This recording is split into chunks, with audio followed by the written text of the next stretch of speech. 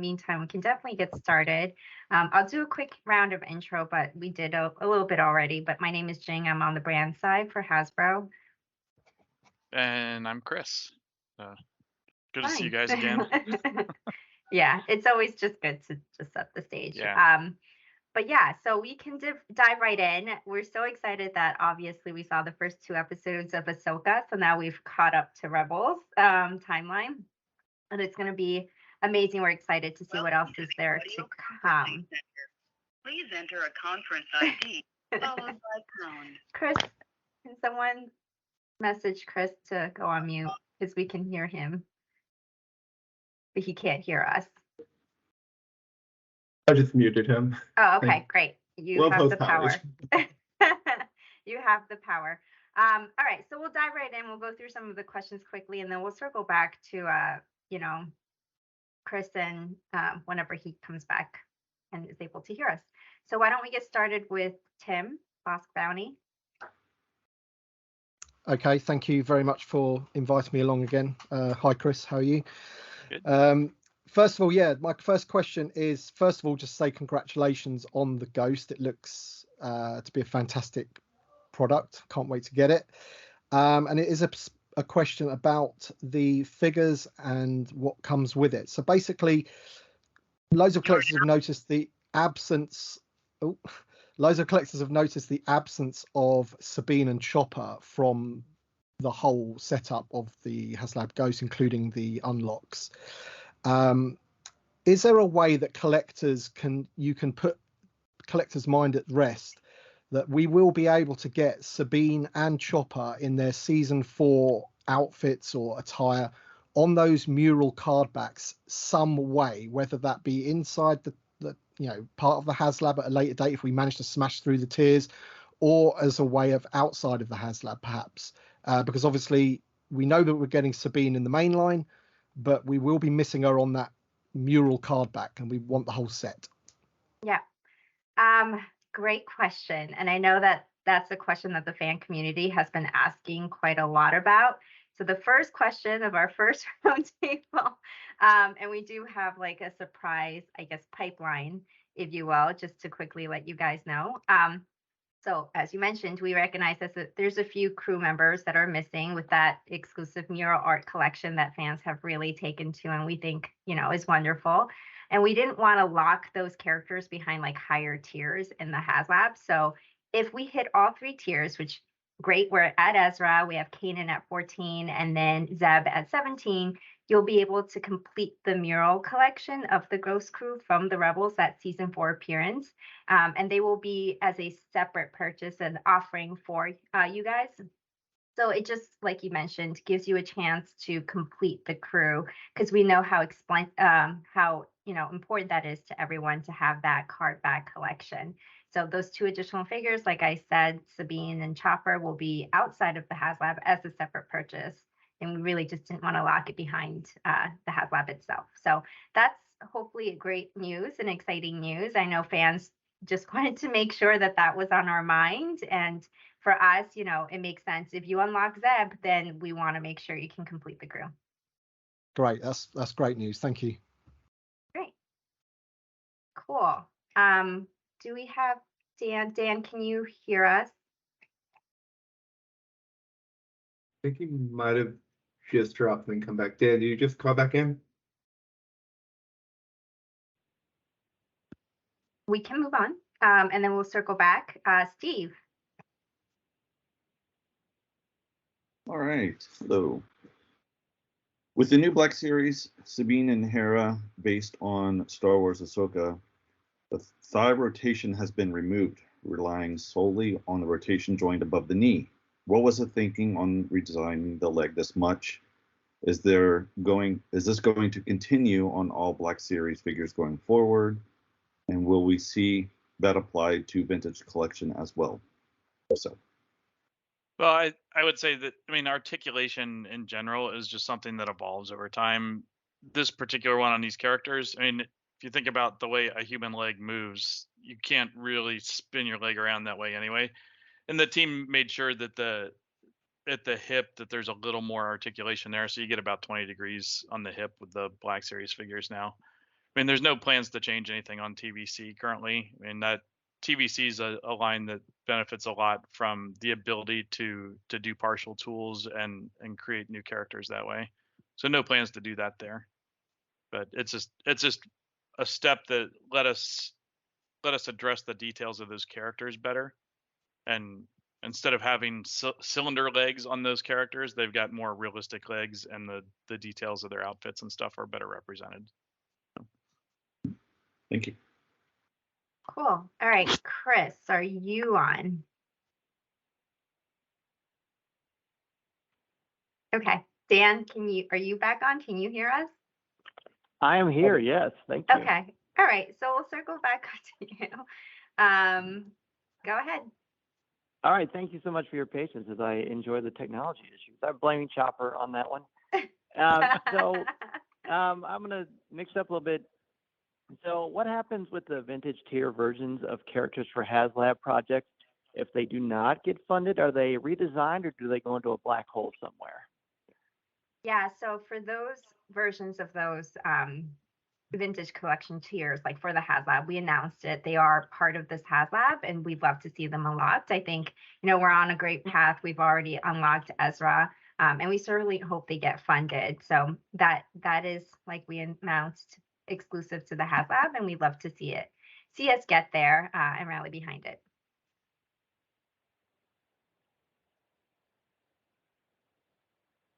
Okay. Chris, are you back? I am, if I'm the only Chris on the call. Then... Other than Chris, right? Yes. Yes. Okay. Chris Sports, yeah. Yes, so thanks for having me. The Ahsoka TV series just launched on Disney Plus, and some of the Target stores have set up an end cap with Ahsoka-specific products like role-playing items, and there's a taller Ahsoka figure to purchase. But collectibles like retro vintage collection Black Series figures are nowhere to be found based on the TV series. We only have some of the pre-orders. Could you talk a little bit about what the challenges are for you getting figures out to collectors in time for a TV show launch? Yeah. I mean, in general, we always aim to get things out in time for a show. And I do feel like we've gotten better. We've gotten closer and closer as we've, gone through the COVID years. And so I would say for those items, you'll probably see them start trickling in really soon now. And challenges, to your point, like in general, it's just part of the development process. It's part of logistics. There's so many things that go into getting an item on shelf. And that can always impact last minute or anything along those lines. So that is always something we try to work with the retailers on, and we try to work ourselves on to get things in time. So we'll continue to work on it. It's always a goal. And hopefully, that's something that will only continue to improve in the future. Okay, thanks. Great. All right, going back up, Tim. Yeah, not such a positive question this time. So the recent wave of vintage collection with Moff Jajerod included in that wave, mine actually arrived with what I call the Ring of Death, which is where the bubble has imprinted on the card back on the opposite side, if you like. Are you aware of this problem that's resurfaced? Because it did happen like maybe 3 or 4 waves ago, around the time of Boba Fett Morak. That figure was particularly bad, and then it went away, and now it's come back. So are you aware of it, first off? And 2, what can you do about it? Can you pack them better, make the shipping boxes bigger or something now that you've got that thicker card back? And also, are you aware of the incorrect capitalization of the middle J for Moff Jajerod? These are the important questions, yeah. Chris. I love the attention to detail. Yeah, I'll take the Jajerod question real quick. Sure. We're aware of the spelling mistake. It got caught late enough in the process that the figures are done and out there now. But if it's flagged, it's already been changed, so that if we ever do rerun that particular figure, the update will happen. But that's just one of those ones that happens every once in a while. It's a miss. It's not great, but it feels very authentic to me.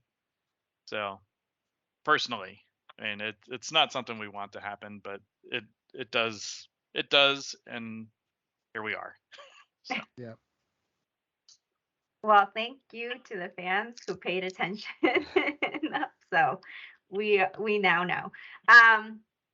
Okay, so to answer your first question, which I think is really important, I will say that this has been brought up to us in the past, and I've mentioned it in the past that like we brought it back to our team, our QA team, and they actively looked into it, and they did, which I think might be, some of the changes you were seeing. But obviously, if it came back, we continued to look into it. So I can tell you that it is something that we actively discuss. We had emails about it even this week. So it's something that we are looking to correct, and we're going to actively look into it to not have that happen in the future is something we'll work towards. So if there's more that we can share in the future, we'll definitely will, but we are looking into it. Yeah, just a quick suggestion. I think the 40th anniversary Black Series figures on those card backs came with like a piece of tissue paper in between each one. Maybe that's something that you could do, possibly. Yeah, we've Yeah. looked at and are continuing to look at a lot of different options. Just doing tissue paper doesn't solve the problem; it can actually make it worse. So Right. if you don't do anything else, so we're looking at a bunch of ways to address. So trust Okay. us when Thank we you. say we're on it, and we don't want it to happen at all. So we're trying No. to fix it. Yeah, that is Thank you. facts. But yes, thank you for continuing to put it on our radar. It never left, and it will continue to be there until we resolve it. Okay, all right, moving on. Steve from the Force Guide. Yes, the last few years, Hasbro's evolved some joints on vintage collection exceptionally well. Ball jointed hips are a favorite, rocker ankles are becoming the norm, and hinged hands look so much better now. Has it been challenging engineering and manufacturing these small sized parts at Hasbro's high quality and safety standards? Yes, it's always challenging, but that's what we do, and we love those sort of challenges. It's something our team's pretty proud of how we address a lot of that stuff, and we're always trying to evolve it too. So we're excited to hold on to some of that articulation for new vintage figures.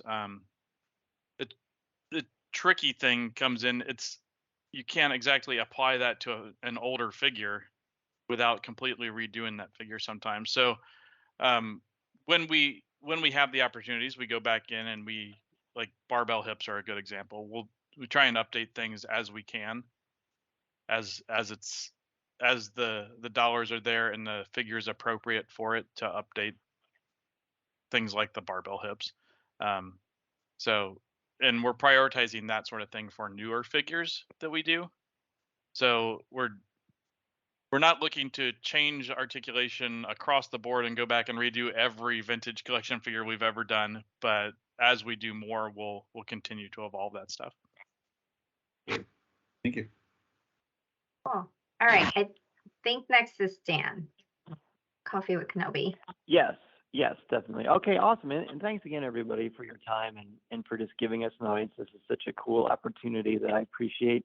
I wanted to circle back on the HasLab Ghost because it's one of the most amazing, wonderful things I think that Hasbro's ever done, which is saying a lot. I'd love to know kind of the rationale behind not including a full 3 3/4 inch scale chopper. I'm assuming it's probably just a scale thing because the Ghost would be even larger, but just wanted to hear your thoughts. Yeah, I think you might not have been on the call for the very first question, but Jing did get to pipeline reveal for you guys today that as a thing, if we reach the full 17,000 and get Zeb unlocked, we pipeline today that we will be doing a version of Sabine and Chopper outside of the HasLab on those card backs. So Oh, cool. No, I did not know that. Thank you so much. I thought you might have missed that. So, but that kind of goes hand in hand with your question here, because we wanted to address those out there, but also Chopper's part of the Phantom 2. Yeah. In the show, we see him there, but like you indicated, because of the scale of the ship and the adjustments we had to make for that, Chopper, a regular size Chopper that would have been fully in scale with the TVC figures would have been too big to look right there. So we did a scaled down version of Chopper in there. So that's really the reason, is just to make him look appropriate for the ship. He had to be smaller. So and instead of doing a full tiny figure, it just made sense to do his head. So you basically hit the nail on the head. Yep. But thank you for reiterating the pipeline. I think that's something that we're really excited to share with you guys. Okay, Galactic Figures, Chris. Okay. It's the third time that Jabba the Hutt is going to be released in the Black Series line, and it's the third time that the figure is going to be somewhat incomplete without the dais for him to sit on. Are there plans to release his throne individually so collectors can complete the display? And why not release the full set like you're doing for 3 3/4 inch also in the Black Series line? Well, it's really about the price. The throne for the Black Series Jabba would be so expensive to do just because of the sheer size of it, and there are no plans right now to release that individually. We looked at doing it, but the price was just driving so high. We thought that was going to be unfair to fans, especially with that figure, the Jabba figure, having been out there previously. There's a lot of aftermarket demand for him, and a lot of people who missed out on the opportunity to get him the first time. So we wanted to make sure he was available and not overly priced for everybody who hasn't gotten him. Okay, got it. Thank you for the honesty. I appreciate that. Yeah. All right, Bossk Bounty, Tim. Sorry. Oh, no I was worries. just typing this up. Yeah, so sorry. The carded Ezra figure that is included in the HasLab seems to have a similar amount of accessories as the deluxe Sabine Wren. Why was it necessary to put Sabine in a windowless box?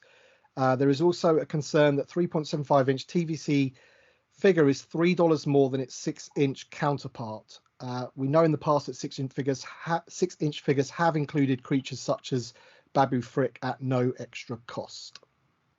Well, for one, it's not necessarily necessary that Sabine go in a windowless box, but because of trying to differentiate things at retail for deluxe figures versus mainline or single carded figures, normal stuff, it's a nice visual way to differentiate that and to celebrate the accessories that do come in those through the dioramas on the front and the photography.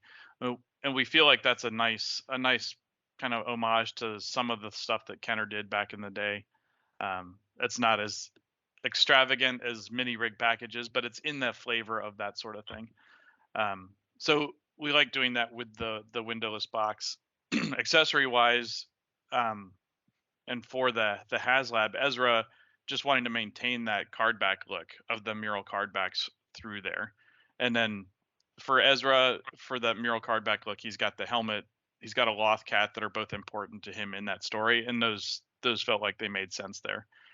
It's a little bit of a trick to cram those into a normal blister, and it'll probably, I would guess, be a little bit deeper of a blister on that particular one, just because of those accessories. But that's why. Okay, thank you. Did I get all everything you asked there? Well, it's it's just more of the price of these TVC figures now. When you're talking about a deluxe box, when it's going above the price of a 6-inch figure, then it's it's a bit disheartening for considering they're smaller in scale and what have you. That's yeah all. Yeah, we feel the same pain. The issue that we come up with against a lot on these things is, and we've talked about this before, is deco. And the cost of deco has gone up more on figures than other things have. So on a figure like Sabine that does have a lot of deco, for a mainline release of her where we're having to get her out with other figures, she's just going to be a higher price thing. And it's unfortunate that like sometimes the pieces and the assembly labor and all that stuff, we've talked about that too. Like that drives cost. Everything seems to drive cost, and sometimes you look at a figure that you expect to be kind of more standard, and for whatever reason, all those puzzle pieces stack up, and you get a giant Jenga tower of cost. So, and that's why we've prioritized some figures going into deluxe to really do them the way that they deserve, to get all that detail and that sort of stuff. Okay, thank you. Okay. All right. I think it's Steve, right? The Force Guide. We're in a little out of order with all the technical issues, but Steve, I think you're on call. Okay. Collectors are somewhat aware of what goes into the cost of each Star Wars toys. You know, the license, design, tooling, manufacture, deco, paint, assembly, packaging, shipping, and distribution to retailers. Sure, some other stuff is missed in there. Which of these are the biggest factors on Hasbro Star Wars price tags today? Kind of fits into what we were just talking about. Yeah, it does. It is exactly some of that stuff I was just talking about. Like I said, deco, because we've been having these conversations internally too. Deco has gone up more than other things. Everything has been going up in cost, plastic material, labor rates, all that sort of thing. But deco has actually outpaced the other things in its cost. So that's one that we're looking at ways to address how we can still do as much detail as we want to on a vintage collection figure, what we can save and prioritize things that way. I mean, it's stuff that's always happened with the line and with figures in general as we move in through the years and evolve and try and hold price and where those compromises are. We don't want to take price up. Do we have to take features down, or not features, but something down? Like, we don't want to sacrifice anywhere, but at a certain point, you're on the other side of the teeter totter. So, and that's just what it is dealing with those sort of things and balancing that. I mean, if we could do $2 figures and have them fully decoed, we would do it because everybody would buy them, but it's just not possible.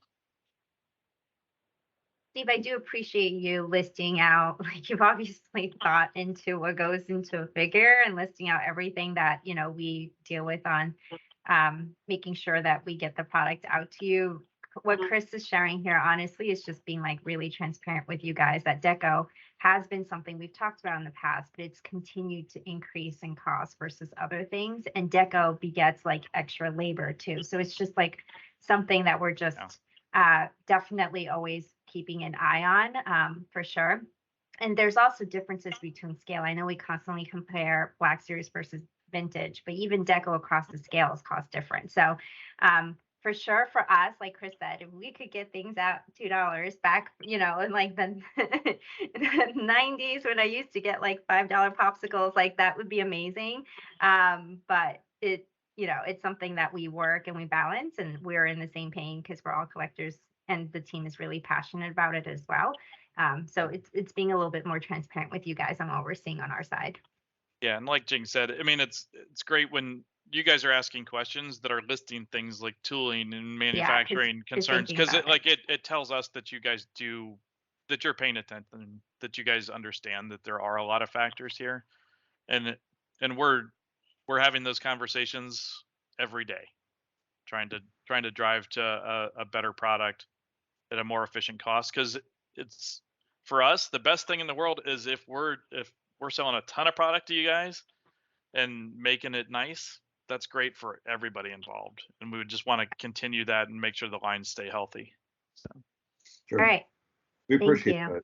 I just want to add, you know, inflation is up everywhere, right? Yep. We do appreciate the transparency, so thank you for that. Yeah. All right. Well, thank you guys. Moving on, Coffee with Kenobi. Excellent. So I want to kind of peel back the curtain a little bit. I'm imagining I'm sitting in the Hasbro Star Wars team boardroom, and so the HasLab goes live. What's it like behind the scenes for all of you? You pour your heart and soul into these. What's it like watching the campaign unfold during the crowdfunding campaign? Thank you for asking that. I wish we could like bring you along with us. We're refreshing that page just as often. Like every couple of seconds, we're like refreshing that page. I will say it was like thunderous roars. Like people were so excited, and it's not, you know, obviously Chris, Patrick, Emily, like we are, you know, we show our faces to you, but there are so many people that work on this, from the designers, the engineers, the sculptors, the packaging designers, finance, painters, everyone, and they work across like the vehicles and the figures for the tiers. So everyone got up and cheered. There were high fives, there were fist pumps, and there was just a lot of excitement, especially given the momentum of it. So, we went out with the quick thank you because we wanted to. We really were really thankful for the support behind the community, and we thought it was amazing to see everyone rally behind this. So I'm so glad that we unlocked the first tier, and we're excited to hopefully unlock the others, and really get the full crew out there. Yeah, every once in a while at the office, when we reach a milestone like 11,000, you'll hear somebody just shout it out in the office. And when that happened, I was walking to pick up my lunch, and somebody grabbed me in the hallway and went, "Look, 11,000!" And we were screenshotting phones and texting each other. So yeah. They're like, I know, I got a text like 5 seconds ago. Someone else beat you to it. They told me already. Yeah, no, we were constantly looking at that page. Okay, great. Chris Sports, Galactic Figures. Yeah, you already talked about Deco a little bit, but I'm gonna read my question anyways. The 3/4 inch Star Wars line has the 28-year history of nicely weathered figures to match the lived-in universe which George Lucas created.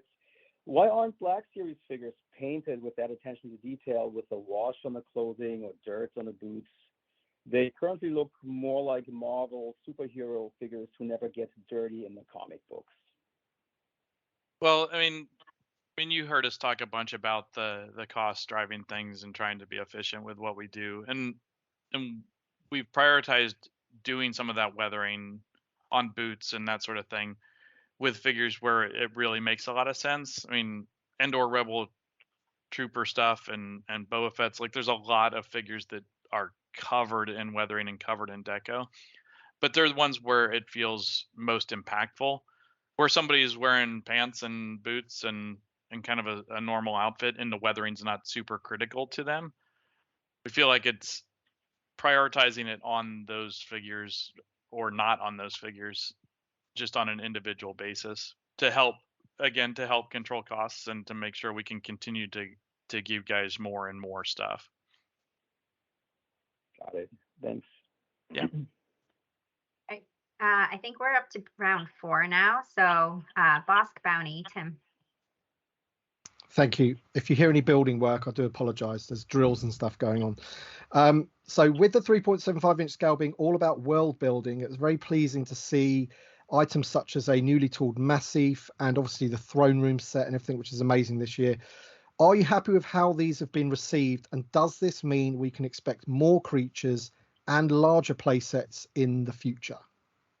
Without naming specific things. In general, basically. I mean, in general, we absolutely love the fan support, and yes, they were well received, and we are absolutely thrilled about that. And obviously, if things do well, it does mean that we keep a closer eye, and we keep that in our consideration box. We can't promise anything in the future, as you know, but the more you guys show us that support, the more it tells us the story, especially as we plan for the future. So, all right, Steve. Yep, thank you. The Force Guide. We know this was touched on at Comic-Con, but for clarity's sake, why is HasLabs the Ghost branded with Star Wars Ahsoka, yet coming with Season 3 Star Wars Rebels carded figures, while the sculpting likeness on Hera and Ezra are based on the actors from the upcoming live-action show, rather than the animation-inspired style? Yeah, I mean, Ahsoka's out there, so we're really excited about that. We've seen the first 2 episodes. We're excited for what's to come. It made sense to do the Ghost in that new live action show, but also paying a nod to the original crew that came with it, which is Rebels. So the benefit of Star Wars is just spans so many different entertainments, and we're bringing it all together here. And we've done that in the past where we do animated figures and we update them with live action interpretation. And we're lucky enough that with Ahsoka, where we have those references in hand, so we use that, for Hera and Ezra, since we've already seen them in the first 2 episodes, as you know. So that's how we kind of balance the two. But yeah, we would normally do a live action interpretation anyways. Yeah. Well, we talked about this at San Diego. The ship itself references all the live action 3D models that ILM built. So the ship itself is really based on the Ahsoka series ship, but those figures in the mural specifically, because we thought that was a super powerful message, like wanted to have that be more animated and Rebels focused to kind of bridge the two shows. All right. Thank you. Coffee with Kenobi, Dan. Awesome. Well, thanks again for your time. After this one, I'll have to hang up because I have to run to teach a class, but I truly appreciate your time. And this last one really isn't a question for me so much as begging and pleading for a retro animated style series of figures from Star Wars Rebels. Thanks so much. Duly noted. We love Love it. when you guys have good suggestions and put them out there. Just keep doing it. Give us more ideas. Yeah, we love it. We did a live show and we had top 5 HasLab Star Wars Dream Wish requests, which was a lot of fun to do. Very cool. Awesome. All right, I think this is our last question for timing. Galactic Figures, Chris. Yeah, I guess my question also comes back to cost again, but for the Black Series Jedi figures specifically, some of the figures that you've released feel incomplete because there was no Jedi robes included, specifically Obi-Wan from Episode 1, 2, 3, Anakin Episode 3, Qui-Gon Jinn, Ayla Secura, single box Ahsoka Tano. All those figures did not include their Jedi robes. Are there plans for accessory packs so collectors can complete those figures?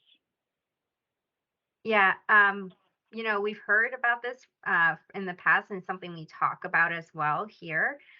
We currently don't have any plans for accessory packs, but it's on our mind. So if the fan community feels like it's something they really want, we just want to hear more about it. And then we'll have to figure out the right way, obviously. But yeah, so currently no plans for accessory packs, but good to hear what you guys are thinking and wanting. Okay, thanks.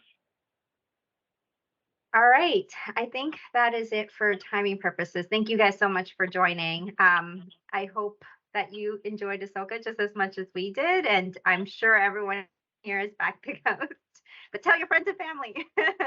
We want the rest of those tears. And appreciate your time. It's always really important to us when you spend time from your day to talk to us. So thank you so much, and I hope you guys have a good day. Thank you. Thank you. Cool. Thank Thanks, you. everybody. Thanks. Mhm. Bye. Bye now.